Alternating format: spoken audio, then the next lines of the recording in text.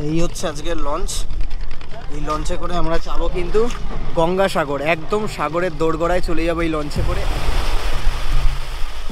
গঙ্গাসাগর হলো হিন্দুদের একটি পবিত্র তীর্থস্থান, যেখানে মকর সংক্রান্তিতে প্রায় কয়েক লক্ষ মানুষ আসে স্নান করে পুণ্য অর্জনের জন্য। প্রতি বছর এখানে এসে মানুষ ভিড় জমায় এই গঙ্গাসাগরে। তাই তো সেই সব কিছুর চিন্তা মাথায় রেখে আমি তোমাদেরকে দেখাতে চলেছি কিভাবে সহজ পদ্ধতিতে কলকাতা থেকে তোমরা গঙ্গাসাগর যেতে পারবে। ভিড় এড়িয়ে ফাঁকায় ফাঁকায় কোন রুট দিয়ে গেলে তোমরা সহজে গঙ্গাসাগর পৌঁছাতে পারবে, সেই ভিডিওই তুলে ধরবো আজকে আমি এই পর্বে। তো তোমরা ভিডিওটা সম্পূর্ণ দেখতে থাকো, তোমাদের খুবই কাজে লাগবে।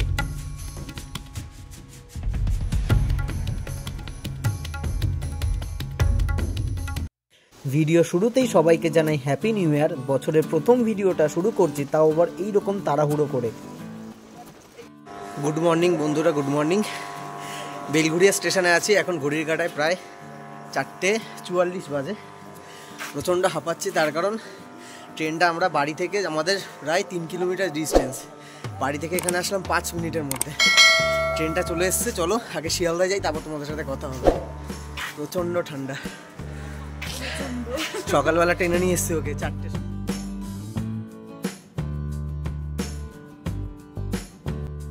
সকালবেলার এই ফার্স্ট ট্রেন ধরতে গেলে একটু তো দৌড়াদৌড়ি করতেই হবে, আর এই ট্রেনটায় যদি যাওয়া যায় তাহলে দিনের দিনও গঙ্গাসাগর থেকে ফিরে আসা যায়। আমরা দৌড়াদৌড়ি করছিলাম 5টা কুড়ির এই নামখানা লোকাল ধরার জন্য, যেটা করে আমরা একদম সোজা চলে যাব নামখানায়।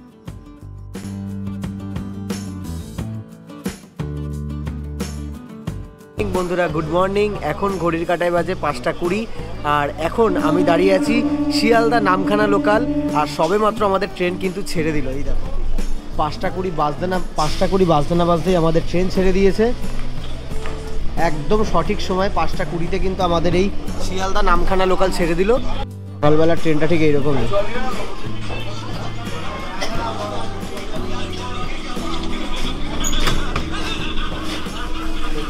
এখানে অন্বেষা বসে আসছে।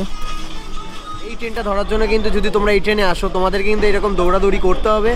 তার কারণ সকালবেলা ফার্স্ট ট্রেন বলে কথা, মানে আমাদের ওদিক থেকে ফার্স্ট ট্রেন ধরে এসছি, আর এইটা করেও আমরা যাচ্ছি। আর আজকে আমাদের গন্তব্য কিন্তু গঙ্গাসাগর। আমি এখানে, আমার সাথে অন্বেষা যাচ্ছে, সেটা তোমাদের দেখালাম। প্রচণ্ড দৌড়াদৌড়ি করে এসছি। চলো এখন ভেতরে যাই, ভেতরে তোমাদের সাথে সমস্ত কিছু বলছি।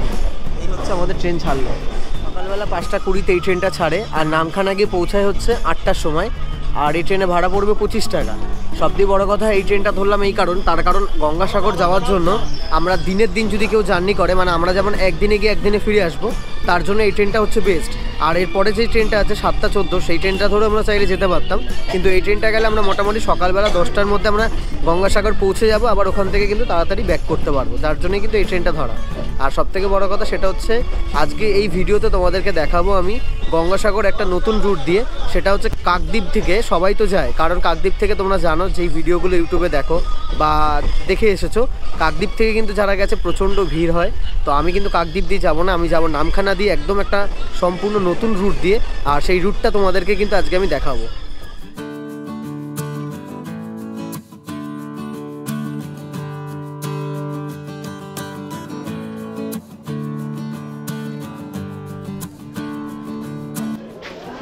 আমাদের ট্রেন এসে পৌঁছালো লক্ষ্মীকান্তপুর। আর সকালবেলার কুয়াশাটা তোমরা শুধু দেখো, প্রচণ্ড পরিমাণে কুয়াশা। নামখানায় নেমে আমরা টিফিন করার সময় পাবো না, যার জন্য লক্ষ্মীকান্তপুর থেকেই পেট পুজোর জন্য নিয়ে নিলাম গরম গরম কচুরি, মাত্র 20 টাকা দিয়ে। ঘড়ির কাঁটায় এখন বাজে সকাল 8টা। এখন আমাদের ট্রেন কাকদ্বীপে ঢুকছে। ট্রেন প্রায় 20 মিনিট মতো লেট, তার কারণ নামখানাতে অনেকটা এই লক্ষ্মীকান্তপুরে অনেকক্ষণ দাঁড়িয়ে ছিল, যেহেতু সিঙ্গেল লাইন। আর এখন কুয়াশাটা শুধু দেখো তোমরা, প্রচণ্ড কুয়াশা।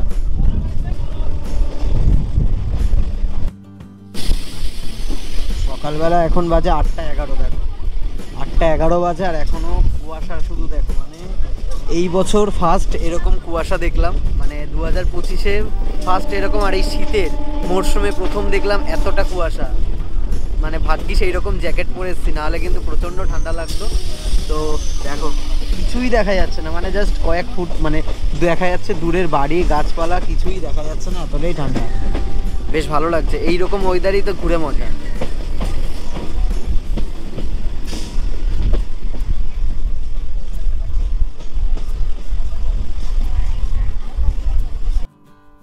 আমাদের ট্রেন এসে পৌঁছালো কাকদ্বীপে, আর কাকদ্বীপ স্টেশনে কিছুই দেখা যাচ্ছে না, পুরো চারিদিকে শুধু কুয়াশা।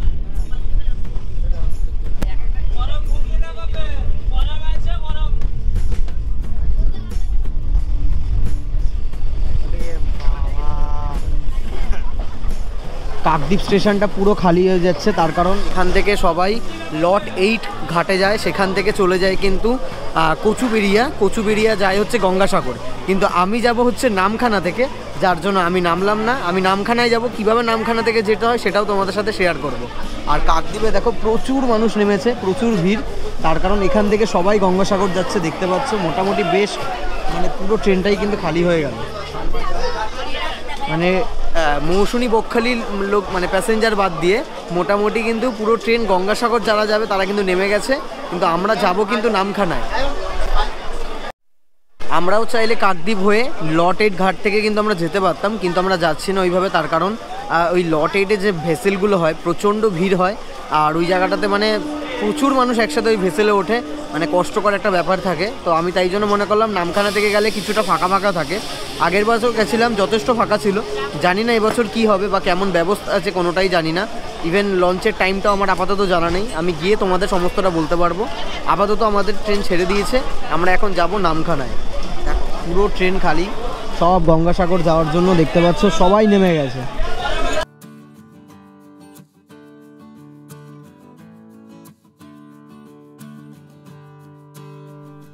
ঠান্ডা লাগছে নামখানা ঢুকছে মা, ওদিকে দিয়ে দিয়েছে নাকি?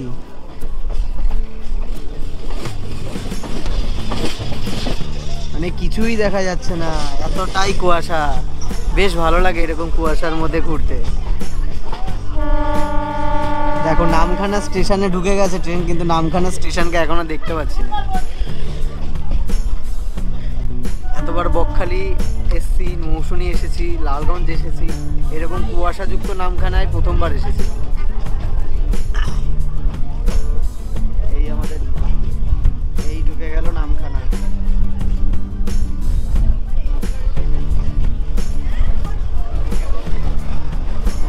আমাদের ট্রেন মোটামুটি প্রায় 35 মিনিট লেট করেছে। 8টার সময় ঢোকার কথা, ঢুকেছে হচ্ছে 8:35-এ। চলো স্টেশনের বাইরে যাই, চলো এখান থেকে।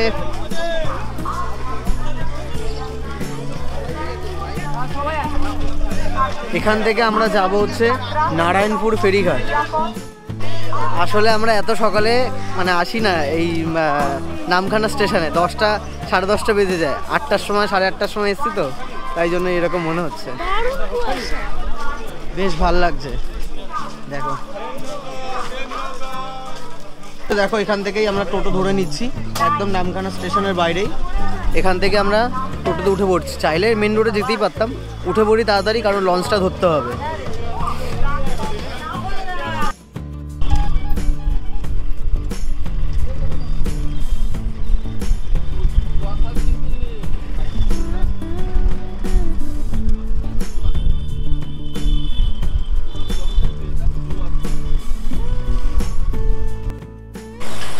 টোটো করে জাস্ট 5 থেকে 6 মিনিট লাগবে, চলে আসলাম নারায়ণপুর ফেরিঘাট, যেটা একদম হাতানিয়া দোয়ানিয়ার ব্রিজের ঠিক নিচেই আছে। এই যে টোটো করে এসেছি, এটা 15 টাকা ভাড়া নিল। তোমরা যদি মেন রোড থেকে আসো 10 টাকা নেই। চলো, মনে হচ্ছে লঞ্চ দাঁড়িয়ে আছে, তাড়াতাড়ি যাওয়া যাক।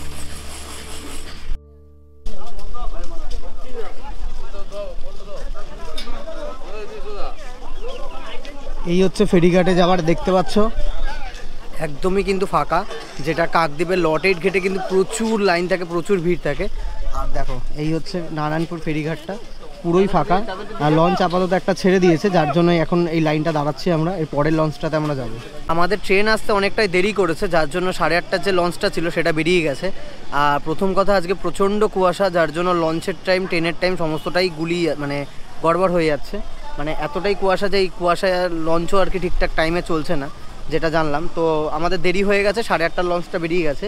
এরপরে একটা লঞ্চ আছে, তো মোটামুটি লঞ্চ পরপরই থাকে 45 মিনিট 40 মিনিট অন্তরই।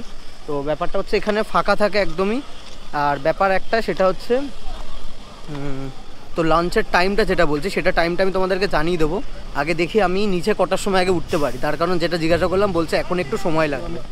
পাশে হচ্ছে হাতানিয়া দোয়ানিয়া ব্রিজ, আর তার ঠিক নিচেই হচ্ছে নামখানা ভেসেল ঘাট বা ফেরিঘাট, যেটাকে নারায়ণপুর ফেরিঘাটও বলে। এখান থেকে আমরা যাব হচ্ছে বেনুবন, আর লঞ্চের টাইম লাগবে প্রায় 45 মিনিট তো লাগে। আজকে প্রচণ্ড কুয়াশা আছে, যার জন্য লঞ্চের টাইমটা একটু এদিক ওদিক হচ্ছে। আর চলো এখন লঞ্চ এসেছে, লঞ্চের সামনে এখন যাব আমরা। এই হচ্ছে আজকের লঞ্চ। এই লঞ্চে করে আমরা যাবো কিন্তু গঙ্গাসাগর, একদম সাগরের দোরগোড়ায় চলে যাবো এই লঞ্চে করে। একদমই ফাঁকা, দেখতে পাচ্ছ, খুব একটা যে ভিড় হয় তা না। সুন্দরবনে যে লঞ্চগুলো আমরা বোটে করে ঘুরি সেরকমই কিন্তু বোট এটা পুরো। সুন্দরবনে যেরকম বোটগুলো হয় সেরকমই সেম এরকম বোট। আর লট 8-এর যে ভেসেলগুলো দেখে প্রচণ্ড ভিড় হয়, কিন্তু এটাতে কিন্তু সেটা না। দাঁড়ান দাঁড়ান দাঁড়ান, একজন একজন করে নাম তো দিন।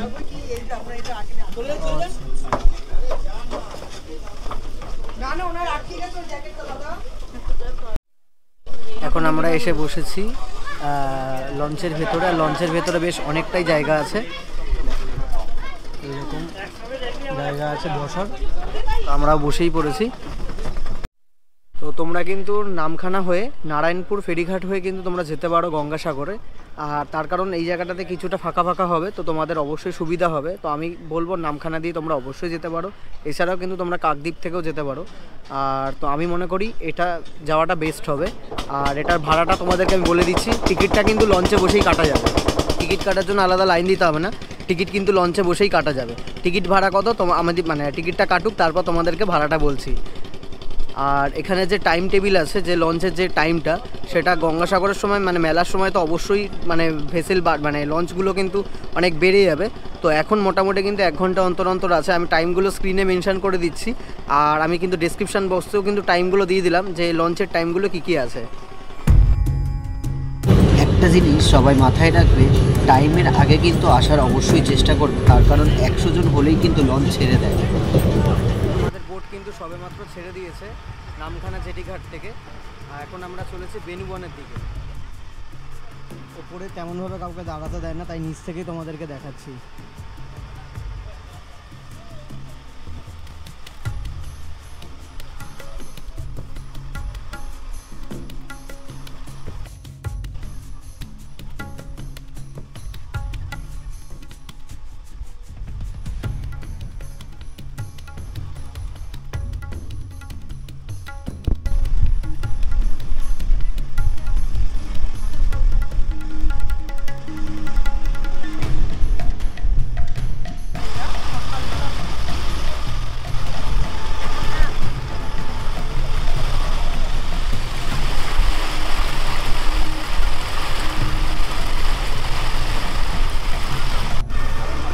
ভেতরে বসে থাকলেও যে মানে যে বাইরের যে দৃশ্যগুলো সেইগুলো যে খারাপ লাগবে তা কিন্তু না। এখান থেকে বেশ সুন্দর ফিল আসছে, দেখে মনে হবে যে সুন্দরবনের একটা ছোট ট্রিপ হচ্ছে। মাত্র 45 মিনিট লাগবে কিন্তু এখানে, আর 40-50 টাকা ভাড়া নেবে। ভাড়াটা এক্ষুনি এখানে তোমার মানে নিজস্ব জায়গাতে এসেই কেটে যাবে, কোথাও যেতে হবে না। কত ভাড়া কাটছে সেটা বলছি। আর কেমন লাগছে ওকে একটু জিজ্ঞাসা করি। দারুণ লাগছে, দারুণ। ওকে তো সুন্দরবন নিয়ে যেতে পারিনি, কিন্তু সুন্দরবনের মতন লঞ্চে ঘুরালাম, একটা সুন্দরবনের মতনই ফিল আসছে এইগুলো দেখে। আচ্ছা,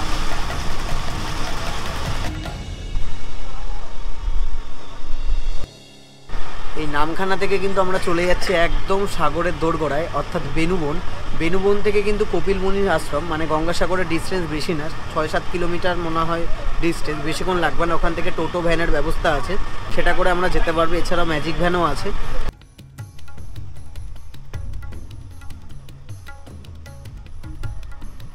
বিশ্বাস করো, এই লঞ্চে গেলে ছোট্টখাট্ট একটা সত্যি, যেটা আবারও বললাম, সুন্দরবনের ছোট্ট একটা ফিল আসবে। পুরো ওইরকমই কিন্তু বোট, ওই রকমই নদী। আর এখন দেখা যাবে শ্রীগাল, যে পাখিগুলো, এদেরকে কিন্তু খাবার দিলে ওরা কিন্তু তোমার কাছে আসবে, ঠিক আছে? পাখিগুলোকে আমি দেখাচ্ছি। ওরা মেনলি ওরা বোঝে যে এরকম লঞ্চ গেলে ওরা চলে আসে জানলার ধারে, সেখান থেকে হচ্ছে কোনো মুড়ির দানা হোক বা ছোলা, এইগুলো দিলে কিন্তু ওরা খায়, এবং ওরা কিন্তু তোমার সাথে সাথে অনেকটা যাবে কিন্তু।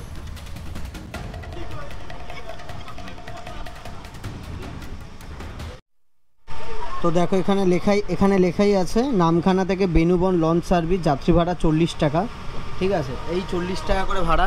আমার আর অন্বেষার পড়লো 80 টাকা।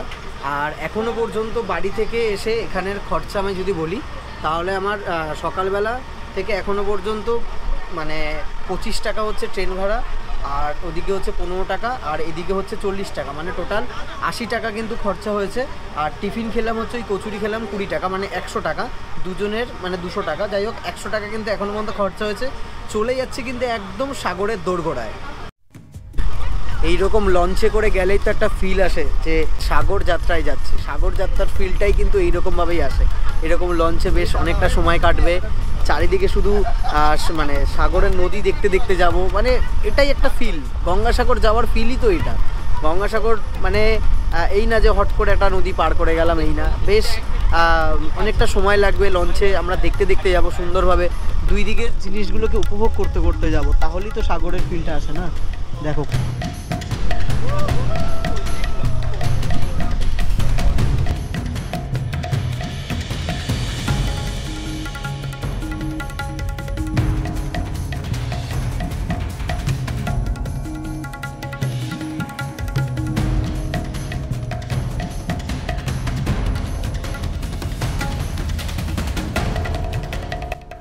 দিদি আসবে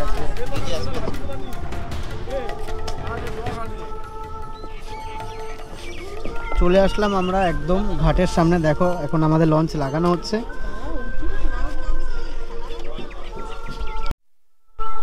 মেলার জন্য দেখো ফেরিঘাটটাকে কত সুন্দর করে সাজানো হয়েছে ফুল টুল দিয়ে। আজ যেহেতু 6 তারিখ, আর মেলা হতে কিন্তু বেশি দিন বাকি নেই, মাত্র 1 সপ্তাহ বাকি আছে। আর 1 সপ্তাহ আগে প্রস্তুতি কেমন সেটাও তোমাদের সাথে আজকে তুলে ধরবো। আমি এখন চলে এসেছি বেনুবন ফেরিঘাট। এখান থেকে কি মানে টোটো আছে, ভ্যান আছে, ম্যাজিক গাড়ি আছে, সেটা করে যাব হচ্ছে একদম কপিলমুনি আশ্রমের সামনে। এই দেখো এটা পুরোটাই টুনি লাইট দিয়ে সাজানো।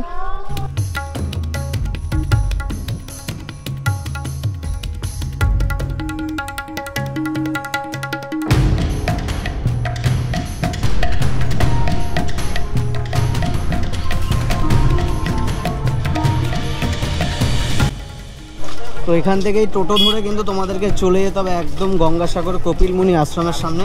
চলো আমরাও এখন টোটো ধরবো।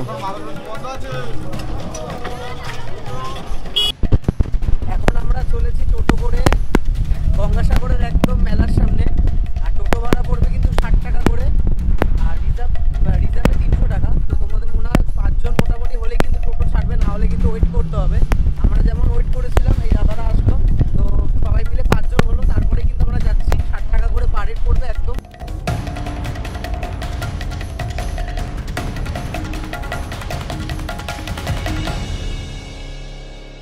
অবশেষে চলে আসলাম গঙ্গাসাগরে।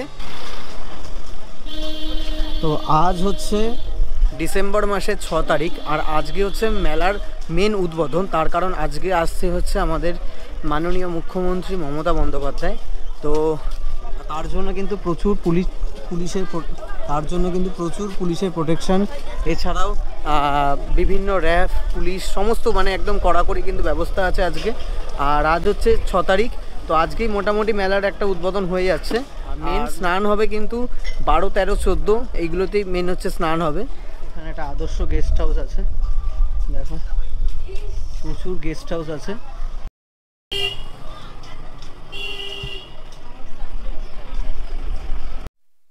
এটা হচ্ছে গঙ্গাসাগর কল্পকুঠি, তোমরা নাম্বারটা নিয়ে নিতে পারো। এটাও একটা গেস্ট হাউস।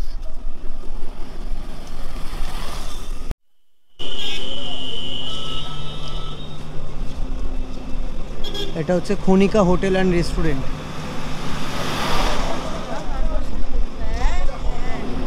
চলে আসলাম একদম মেলার প্রাঙ্গণে, আর আমার ডান দিকেই হচ্ছে কপিলমুনির আশ্রম। আর এখানেই দেখো মেলা মোটামুটি শুরু। এখান থেকে পুরো জাঁকজমক হয়ে আছে আজকে, পুরো চারিদিকে লাইটিংয়ের কাজ কিন্তু হয়ে গেছে, আর প্রচুর পুলিশ প্রোটেকশন সমস্ত কিছু কিন্তু এখানে আছে। আর যেহেতু দিদি আসছে বলে কথা, তো সেখানে পুলিশ তো বেশি থাকবেই, স্বাভাবিক। এখানে প্রচুর গান হচ্ছে, জানি না আমি কতটা ভয়েস দিতে পারবো, তার কারণ কপিরাইট পড়ে যাবে না হলে।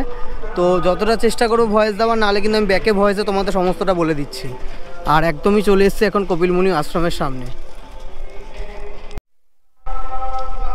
তো এই জায়গাটা পুরোটাতে কিন্তু সাধু বাবারা বসে থাকে।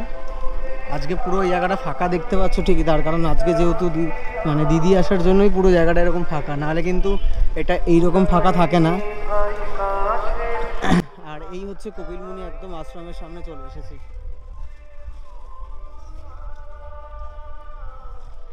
পুরাকালে একবার দেবতা ইন্দ্র নাকি রাজা সাগরের অশ্বমের ঘোড়া চুরি করে সেটা কপিলমুনি আশ্রমের কাছে লুকিয়ে রেখে গিয়েছিলেন। রাজা তার 60,000 ছেলেকে ঘোড়ার সন্ধানে পাঠালে সেটা কপিলমুনির আশ্রমের কাছে খুঁজে পায়। তাদের মুখে চুরির অভিযোগ শুনে কপিলমুনি রাগে ক্ষোভে রাজার সব ছেলেকে সাপ দিয়ে ভস্মীভূত করে দেয়। ফলে তাদের আত্মার জায়গা হয় জাহান্নামে। পরে তার রাগ কমলে রাজা সাগরের অনেক অনুরোধে কপিলমুনি বলেন যে দেবী পার্বতী যদি কোনোদিন গঙ্গারূপে পৃথিবীতে আবর্তিত হন আর সেই পবিত্র জল যদি সেই ভস্মের ওপর পড়ে, তাহলে সেই জলের স্পর্শে সাগরের 60,000 ছেলের আত্মা স্বর্গে চলে যাবে। আর সেই দিনটা ছিল সংক্রান্তির দিন। তাই সকলেই মনে করেন এই দিনকে যদি স্নান করা হয় তাহলে তাদের আত্মাও স্বর্গে যাবে।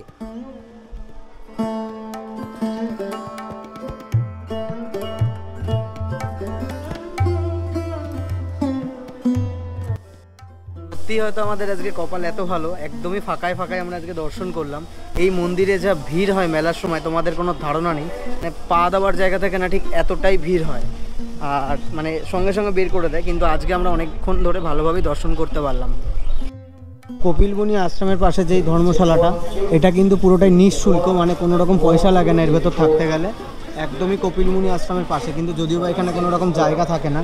আর এখানে কিন্তু কোনো খাটের ব্যবস্থা নেই, মানে নিজস্ব জিনিসপত্র এনে তোমাদের এখানে শুতে হবে। অনেক দূর দূর থেকে কিন্তু বিভিন্ন সাধু বাবারা কিন্তু এসেছে, এখনো যদিও বা আসবে। এই হচ্ছে কপিলমুনি আশ্রম। আর আমরা এখন যাচ্ছি সোজাসুজি যে ঘাটটা আছে, চলো যাবো একদম সোজাসুজি যে স্নান ঘাটটা আছে। তার আগে চলো এইখানে হচ্ছে প্রচুর দোকান আছে এরকম।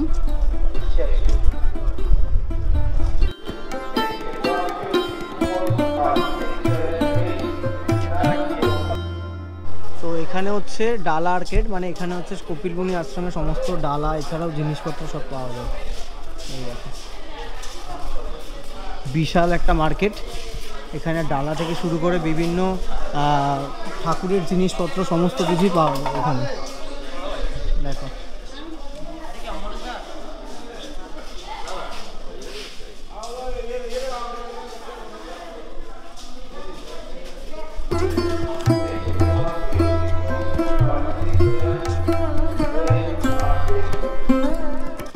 কথায় আছে সব তীর্থ বারবার গঙ্গাসাগর একবার, কিন্তু সেটা আমাদের ক্ষেত্রে হয়তো প্রযোজ্য হবে না, বা কারোর ক্ষেত্রেই হয়তো প্রযোজ্য হয় না। তার কারণ হচ্ছে এখন গঙ্গাসাগর আসাটা খুবই সোজা হয়ে গেছে, যার জন্য মানুষ এখন চায় গঙ্গাসাগর প্রতি বছর এসে একবার করে স্নান করে তা সেই পুণ্যটা অর্জন করার জন্য। আর আগে মানুষের অনেক কষ্ট হতো, কিন্তু এখন কিন্তু বিভিন্ন ক্রুজের মাধ্যমে বা অনেক কিছুর মাধ্যমে কিন্তু এখন গঙ্গাসাগর আসা অনেকটাই সহজ হয়ে গেছে। তাই এখন আর ওই সব তীর্থ বারবার গঙ্গাসাগর একবার কথাটা ঠিক সাজে না। তাই তো এটা নিয়ে আমার দুবার হলো, অন্বেষার কিন্তু ফার্স্ট টাইম গঙ্গাসাগরে আসা।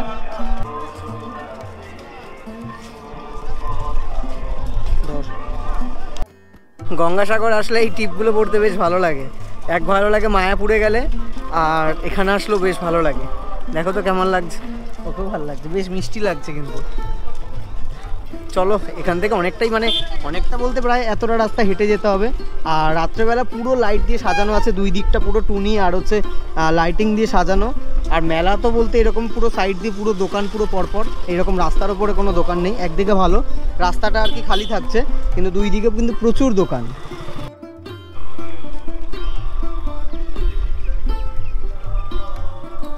এখনও মেলার অনেকটাই কাজ বাকি আছে, এখনও অনেক দোকানপাট বসা বাকি আছে, কাজও চলছে। আজকে থেকে উদ্বোধন হচ্ছে ঠিকই, কিন্তু মেলা বসতে বসতে এখনও বেশ সময় আছে। তো তোমরা মোটামুটি 12 তারিখ নাগাদ আসলে কিন্তু একদম প্রপার মেলা, প্রপার সমস্ত কিছু একদম প্রপারভাবে কিন্তু দেখতে পারবে। চলে আসলাম গঙ্গাসাগর মেলার স্নান যাত্রার মেন জায়গা, ঠিক আছে, একদম সামনে চলে এসেছি। দেখতে পাচ্ছ এখানেও প্রচুর কাজ চলছে, বিভিন্নভাবে গার্ডরেল তৈরি করা থেকে শুরু করে সমস্ত কিছু নজরদারি একদম শক্তপোক্তভাবে কিন্তু করা হচ্ছে, যার জন্য ওই তো যাচ্ছে। গঙ্গোত্রী হিমবাহ গোমুখ গুহা থেকে উৎপন্ন হয়ে গঙ্গা নদী মিশেছে এই সাগরে। চলে আসলাম একদম গঙ্গাসাগরের সামনে, আর সাগরের সামনে চলে এসেছি। দেখো একদম জল এখন জোয়ার, জল অনেক সামনে। স্নান করার জন্য আমরা প্রস্তুত না, চলো পা তো ভেজানোই যায়। এসছি এখন, নামবো তো একটু অবশ্যই।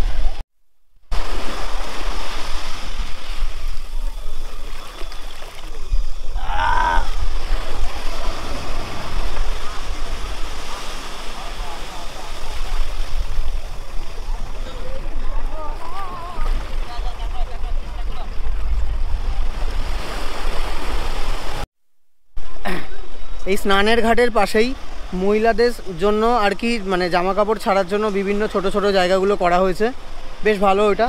আর এছাড়াও পুরো এরকম দেখতে পাচ্ছ প্রচুর থাকার জায়গা তো আছেই, যদিও বা একদম সাগরের পাশে নেই। তো এটা হচ্ছে আর একটা স্নানঘাট। আর এখানে দেখো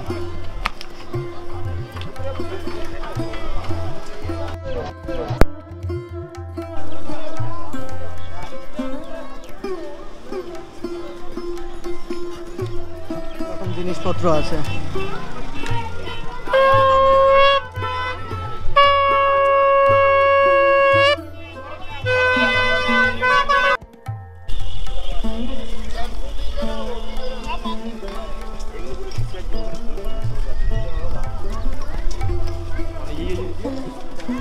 তো মেলার এদিক থেকেও আর একটা আসার জায়গা আছে, আর এদিকে হচ্ছে একটা ফুড কোর্ট হোটেল, ঠিক আছে। আর এইদিকে হচ্ছে মেলার এটা একটা মানে ঢোকার রাস্তা। আর এখানেও অনেক সময় টোটো বা ওই দিক থেকে তোমরা হেঁটে কিন্তু ওই দিক থেকেও আসতে পারবে। আর খাবার জায়গা যদি বলি, পুরো ওই দিক থেকে লাইন দিয়ে সমস্ত ধাবাগুলো আছে বা হোটেলগুলো আছে, যেখানে তোমরা ভেজ থালি থেকে শুরু করে বিভিন্ন খাবার দাবার পেয়ে যাবে। এছাড়াও এখানে দেখো নর্মালি মুড়ি চপ তো সবসময় অ্যাভেলেবেল আছে। এই জায়গাটাও বেশ ভালো লাগে। কি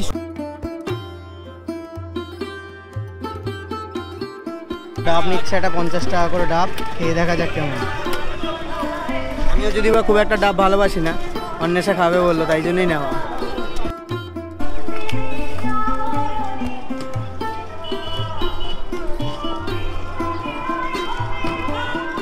একদম ওই পাশটা থেকে মানে ওই যে কপিলমুনি আশ্রম দেখছো, আর এখান থেকে মোটামুটি খাবার হোটেলগুলো শুরু। এখানে তোমরা হিন্দু ভেজ থালি সমস্ত কিছু পেয়ে যাবে। দেখো পর পর এখানে দোকান আছে, মোটামুটি এখানে প্রায় 10খানা দোকান পরপর দাঁড়িয়ে আছে, যেখানে রুটি সবজি ভাত সমস্ত কিছু কিন্তু এখানে আছে। মোটামুটি 70-80 টাকা থেকে প্লেট শুরু হয় ভেজ থালি, আনলিমিটেড তোমরা খেতে পারবে সবজি ভাত, হচ্ছে 70-80 টাকা মতন পড়বে। আর দেখো পরপর এখানে এরমভাবে সমস্ত দোকান আছে। গঙ্গাসাগরের এটা আমার স্পেশাল খাবার, আমি আসলে খাই।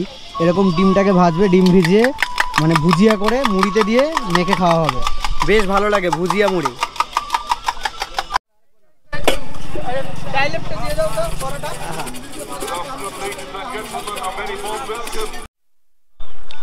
এটা হচ্ছে গঙ্গাসাগর যুব আবাস। এখানে কিন্তু ডাইরেক্ট তোমরা আসলে রুম পাবে না, আগে থেকে বুকিং করতে হয়। সেই লিঙ্ক আমি দিয়ে দেবো ডিসক্রিপশানে এবং স্ক্রিনে, তো তোমরা দেখে নেবে। আচ্ছা, এটা হচ্ছে গঙ্গাসাগর মেলা টেম্পোরারি হসপিটাল। দেখো গঙ্গাসাগর মেলা অস্থায়ী হসপিটাল করা হয়েছে এটা ভেতরটা। এটা হচ্ছে ভারত সেবাশ্রম, আর হচ্ছে স্বামী ব্রহ্মানন্দ অতিথি নিবাস। নাম্বারটা তোমরা নিয়ে নিতে পারো, কন্ট্যাক্ট করে নিতে পারো। আর এই হচ্ছে ভারত সেবাশ্রমের সামনে। আর এছাড়াও এইদিকে প্রচুর অস্থায়ী থাকার জায়গা তৈরি হচ্ছে, দেখতেই পাচ্ছ। এইসব জায়গাগুলো সমস্ত অস্থায়ী থাকার জায়গা, কোনো রকম পয়সা লাগবে না এইসব জায়গায় থাকতে গেলে। প্রচুর মানে অনেক হাজার হাজার লাখ লাখ মানুষ থাকার জন্য কিন্তু ব্যবস্থা এইগুলো করা হচ্ছে। তো একদিনে মোটামুটি আমরা গঙ্গাসাগর ঘুরলাম, তোমাদেরকেও ঘুরে দেখালাম। আর তোমরাও কিন্তু সহজে চলে আসতে পারবে। এখনও আবারও চলেছে আমরা বাড়ির দিকে। ভিডিওটা ভালো লেগে থাকলে অবশ্যই লাইক কমেন্ট করে দেবে, নতুন দর্শক হয়ে থাকলে চ্যানেলটাকে অবশ্যই। চলো দেখা হচ্ছে নেক্সট ভিডিওতে, টাটা।